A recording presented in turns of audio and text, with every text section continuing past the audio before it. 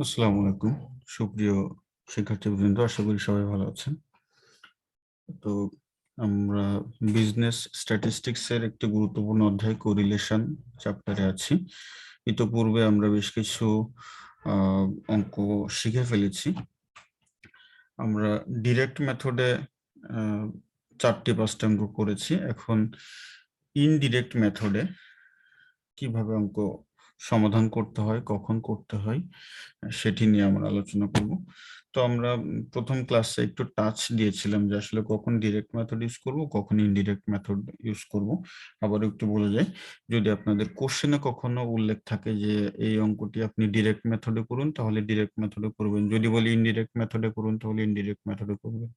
যদি বলে curl পিয়ারসনস coefficient of কোরিলেশনের যে সূত্রটি আছে সেটি প্রয়োগ করুন, তাহলে ডিরেক্ট মেথডে করবেন। আর আরেকটি বিষয় মনে রাখতে হবে, আমাদের চলকের মান, এই যে চলকের মানগুলি যদি বড় বড় হয়, অর্থাৎ এখানে দেখেন 450, 580, হ্যাঁ, তো এই ধরনের বড় মানের ক্ষেত্রে আমরা কি করব, ইনডিরেক্ট মেথড ইউজ করব। দেখুন, এর আগে আমরা যে প্রবলেমগুলি সলভ করেছিলাম সেখানে আমাদের চলকগুলি ছিল তুলনামূলকভাবে ছোট। এখানে ছিল 6, 8, 10, 12, 14, হ্যাঁ, এ ধরনের আমরা ছোট ছোট যে চলকগুলি ছিল, এখানে চলকগুলি দেখেন ছোট ছোট ছিল। তো আমাদের চলকগুলি যখনই বড় হয়ে যাবে, অর্থাৎ 3 সংখ্যা 4 সংখ্যা বিশিষ্ট, তখনই আমরা এই ইনডিরেক্ট মেথডের যে সূত্রটি আছে সেটি ব্যবহার করব।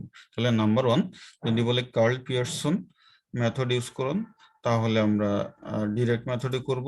যদি উল্লেখ করে দেয় তাহলে সেই মেথডে করব, আর উল্লেখ যদি না থাকে, ধরুন আছে যে কোনো কথাই বললেনি, যেমন এই অঙ্কটিতে বলা হয়েছে যে calculate the coefficient of correlation from the following information and comment on the result, সেই ক্ষেত্রে আমাদের স্বাধীনতা আছে। আমি ডিরেক্ট মেথড ইউজ করতে পারি, ইনডিরেক্ট মেথড ইউজ করতে পারি, যে যেটি সহজ মনে করেন। তবে মানগুলি যদি বড় থাকে, এমন বড় বড় মান থাকে, তাহলে ইনডিরেক্ট মেথডে ক্যালকুলেশন করাটা সহজ হবে। তো আমরা যেহেতু ইতোপূর্বে যতগুলি অঙ্ক করেছি সবই ডিরেক্ট মেথডে শিখেছি, আজ আমরা এই অঙ্কটি ইনডিরেক্ট মেথডে কিভাবে সমাধান করা যায় সেটি শিখব।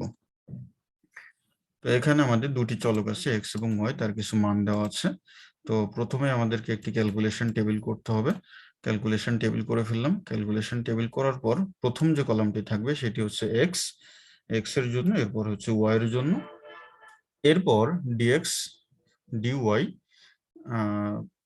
তারপর আমরা ডিএক্স ইন্টু ডিওয়াই করবো, ডিএক্স স্কোয়ার করবো, ডিওয়াই স্কোয়ার করবো। তো আমরা আমাদের সূত্রটা একটু এখানে অ্যানালাইসিস করার ব্যাপার আছে। আমরা যেহেতু এই সূত্রটি ব্যবহার করে অনেকগুলি অঙ্কই করে ফেলেছি, তো এটির সাথে যদি এটিকে ইনডিরেক্ট মেথডের যে সূত্রটি আছে একটু মিলিয়ে দিই, তাহলে আপনাদের মনে রাখতে সহজ হবে। একটা কথা মনে রাখবেন, এই যে দেখেন এখানে আছে summation X Y, X into Y, অর্থাৎ যেখানে আমাদের এক্স থাকবে সেটিকে আমরা ডিএক্স বানাবো। ইনডিরেক্ট মেথডে এক্স কে ডিএক্স বানাবো আর ওয়াই কে ডিওয়াই বানাবো, সব জায়গায়, আর কিচ্ছু লাগবে না, আর কোনো চেঞ্জ নাই। দেখেন এখানে আছে summation X into summation Y, এখানে হবে কি summation DX into summation DY. এখানে ছিল এক্স স্কোয়ার, আমরা করবো কি ডিএক্স স্কোয়ার। এখানে ছিল এক্স হোল স্কোয়ার, এখানে ডিএক্স হোল স্কোয়ার। এখানে ছিল ওয়াই স্কোয়ার, এটিকে করবো আমরা ডিওয়াই তার স্কোয়ার। অর্থাৎ যেখানে এক্স ছিল, এক্স কে করব ডিএক্স এবং ওয়াই কে করব ডিওয়াই। এটি হলো আমাদের সূত্রের পার্থক্য। এখন এখানে যেহেতু ডিএক্স আছে, ডিওয়াই আছে, আমরা এখানে আমার থার্ড কলামে আমরা ডিএক্স বের করব এবং ফোর্থ কলামে ডিওয়াই বের করব। তারপর ডিএক্স ইন্টু ডিওয়াই, ওখানে যেমন এক্স ইন্টু ওয়াই করতাম, তারপর ডিএক্স স্কোয়ার ডিওয়াই তার স্কোয়ার। আমাদের ডিরেক্ট মেথডে করতাম কি X Y, X square Y square এবং এক্স ইন্টু ওয়াই। এখানে আমাদের অতিরিক্ত করতে হবে, এটি ডিএক্স বের করতে হবে, ডিওয়াই বের করতে হবে। বাকি এই তিনটি কিন্তু সেম, ওখানে আমাদের এক্স স্কোয়ার ছিল, ওয়াই স্কোয়ার ছিল এবং এক্স ওয়াই ছিল, এখানে ডিএক্স ইন্টু ডিওয়াই। তাহলে এই কলামটি আমাদেরকে এক্সট্রা ক্যালকুলেশন করে বের করতে হবে। তো এখানে আমরা এক্স এর যে এক্স চলকের যে মানগুলি আছে আমরা এখানে ইনপুট দিয়েছি, ওয়াই চলকের মানগুলি আমরা এখানে ইনপুট দিয়েছি। দেওয়ার পর আমরা মেজার্স অফ সেন্ট্রাল টেন্ডেন্সি এবং ডিসপারশনের যে অঙ্কগুলি শিখেছিলাম, যারা খুব ভালোভাবে শিখেছেন ইনডিরেক্ট মেথডে, আমরা একটি অনুমিত গড় বা অ্যাজিউমড এভারেজ ধরে নিতাম, আপনাদের নিশ্চয় মনে আছে। ঠিক এখানে আমরা যে কোনো একটি মানকে অনুমিত গড় বা অ্যাজিউমড এভারেজ ধরে নিতে হবে আমাদেরকে। তো আমরা এই অঙ্কে আমরা ধরে নিলাম 641 হলো আমাদের অ্যাজিউমড এভারেজ, আর ওয়াই এর ক্ষেত্রে আমরা ধরে নিলাম 325 কে অ্যাজিউমড এভারেজ, যে কোনো একটি ধরলেই হবে।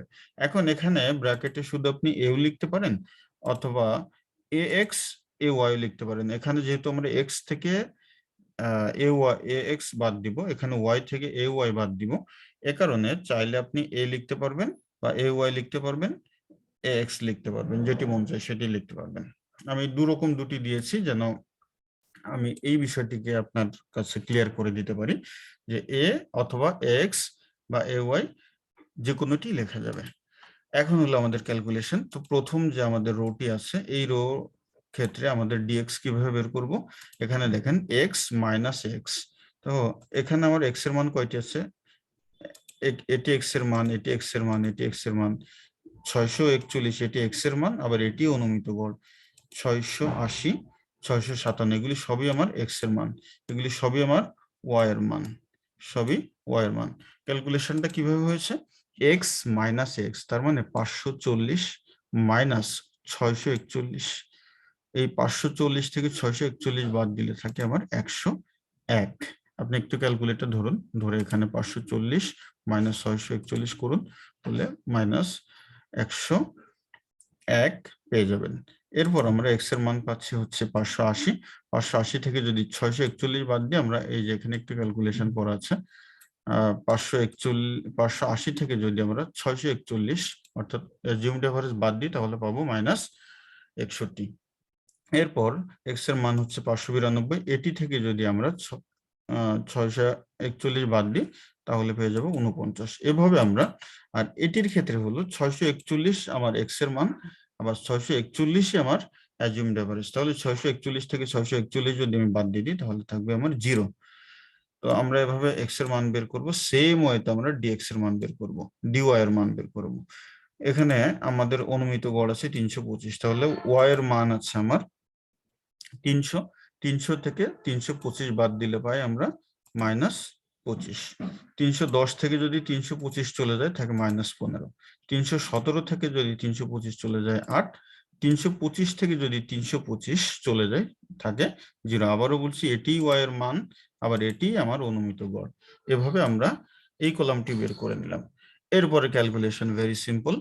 আপনি প্রতি কলামের যে ডিএক্স বের করেছেন তার সাথে ডিওয়াই এর মান গুণ করবেন, অর্থাৎ -101 ইন্টু -25 করলে পেয়ে যাবো 2525।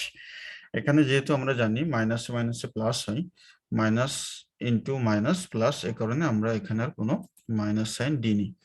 -61 সাথে -15 গুণ করলে হয় 915, এটির সাথে এটি গুণ করলে হয় 392, জিরোর সাথে 0, 39 ইন্টু 5, এটি হবে 195, 16 সাথে 47 গুণ করলে হবে 752। এরপর ডিএক্স কে স্কোয়ার করতে হবে, অর্থাৎ এই যে আমার ডিএক্স যে মানগুলি বের হয়েছিল প্রত্যেকটিকে স্কোয়ার করে করে এখানে নেব। তো 101 কে স্কোয়ার করলে পাবো 10,201, 61 কে যদি স্কোয়ার করি তাহলে পাবো 3,721, 49 কে স্কোয়ার করলে পাবো 2,401। এভাবে আমরা এটিকে বের করে নিব। ঠিক একইভাবে ডিওয়াই এর মান বের করব। তো ডিওয়াই এর স্কোয়ারের মান বের করতে গেলে আমাকে ডিওয়াই এর যে মানগুলি ছিল সেগুলিকে আমরা স্কোয়ার করে দিব, অর্থাৎ -25 কে যদি স্কোয়ার করি তাহলে আমরা এই মানটি পাবো, -15 কে স্কোয়ার করলে এই মানটি পাবো, -8 কে যদি স্কোয়ার করি তাহলে আমরা এই মানটি পাবো। এভাবে আমরা এই মানটি পেয়ে গেলাম। এখন এই মানটি পাওয়ার পর আমরা যে মানগুলি পেয়েছিলাম সে মানগুলি মাইনাসগুলো বাদ দিব, প্লাসগুলো যোগ করব। যোগ করে আমরা এখানে সামেশন অফ ডিএক্স পেলাম 44, সামেশন অফ ডিওয়াই পেলাম 4, summation of DX into DY পেলাম 14,179। এরপর ডিএক্স স্কোয়ার পেলাম 64,500, আর ডি ওয়াই তার স্কোয়ার পেলাম 3,148। এখন আমি এই যে আমাদের ডিরেক্ট মেথডের যে সূত্রটি একটু পাশে রেখেছি, জাস্ট ওই কথাটি ক্লিয়ার করে দেওয়ার জন্য, যে আমাদের অ্যাকচুয়ালি ব্যাপার হচ্ছে যেখানে আমার, সরি এটি তো ওখান থেকে ওটাই চলে আসছে। এখান থেকে আমাকে যদি ডিরেক্ট মেথডের যে অঙ্ক সূত্রটি আছে আমি টেনে রাখি কম্পেয়ার করার জন্য।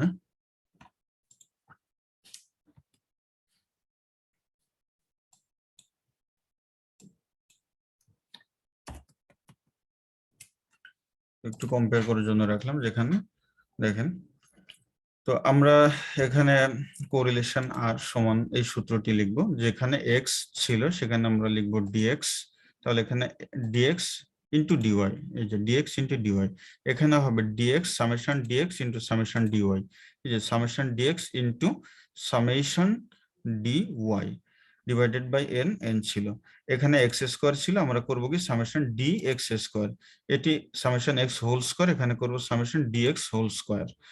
এরপর আমরা এখানে ছিল ওয়াই, আমরা করব ডি ওয়াই স্কোয়ার, এখানে ওয়াই হোল স্কোয়ার ছিল, D Y whole square divided by N. এখন আমরা মান ইনপুট দিব, তো মান ইনপুট দেওয়ার ক্ষেত্রে আপনারা খেয়াল করেন, এখানে আমরা মান পেলাম ডিএক্স ডিওয়াই যেটি ছিল সামেশন ডিএক্স ইন্টু ডিওয়াই এর মান পেয়েছিলাম 14,179, সেই 14,179 লিখলাম, মাইনাস ডিএক্স ইন্টু ডিওয়াই, এখানে ডিএক্স পেয়েছিলাম 44, ডিওয়াই পেয়েছিলাম 4, ওই মানটিকে আমরা এখানে আনলাম। এরপরে আমাদের নাম্বার অফ আইটেমস, এন মানে নাম্বার অফ আইটেমস 1 2 3 4 5 6, এটা এখান থেকেও ক্যালকুলেট করতে পারেন, কাউন্ট করতে পারেন, এখানেও দেখেন আমাদের নাম্বার অফ আইটেমস হচ্ছে 6টি, তো সেই 6 চলে আসলো এখানে নিচে।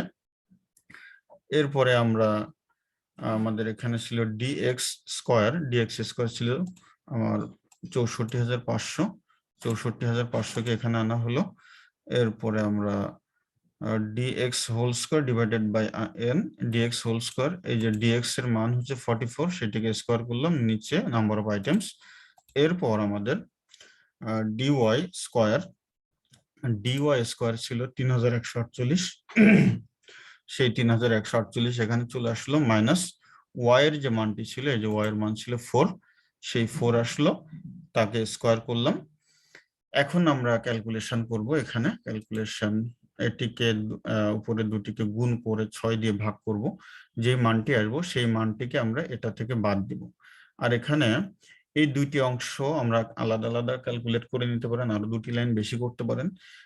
দুটি অংশ ক্যালকুলেশন করার পর যেটি আসবে তাকে আমরা রুট ওভার করলে আমরা মান পাবো এটি।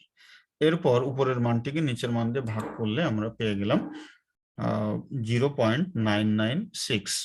তো আমাদেরকে এখানে কিন্তু একটু কমেন্ট করতে বলেছে, যে আপনারা কমেন্ট করবেন যে আসলে কোরিলেশনটি কি পজিটিভ নেগেটিভ, পজিটিভ হলে কেমন পজিটিভ, স্ট্রং পজিটিভ নাকি লোয়ার পজিটিভ নাকি লোয়ার নেগেটিভ, কোনটি।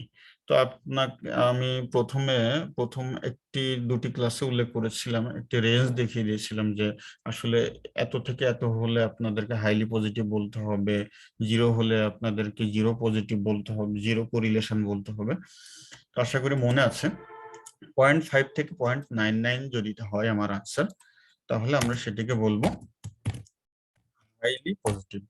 তো আমরা কমেন্ট করবো এভাবে, হেন্স বলতে পারি, অথবা দেয়ারফর বলতে পারি, বা সো বলতে পারি, hence the relation between X and Y is highly positive. তো আশা করি আপনারা বুঝতে পেরেছেন। আমি আবারও বলি, যদি কোনো নির্দেশনা থাকে কোশ্চেনে যে ডিরেক্ট মেথড অথবা ইনডিরেক্ট মেথড ইউজ করেন, তাহলে আপনাকে তো সেটাই করতে হবে। যদি কোনো নির্দেশনা না থাকে আপনি ডিরেক্ট মেথডে করতে পারেন, কিন্তু যদি এ ধরনের একটু মানগুলি বড় বড় থাকে সেক্ষেত্রে আপনারা ইনডিরেক্ট মেথডে যদি করেন তাহলে অঙ্কটি খুব সহজে সমাধান করতে পারবেন। এবং এই মানটি কিন্তু কখনো +1 এর বেশি হবে না বা -1 এর কম হবে না, এটি আমি প্রথম ভিডিওতে খুব ভালো করে বুঝিয়েছি। আশা করি সবাই বুঝতে পেরেছেন। ভালো থাকবেন। আসসালামু আলাইকুম।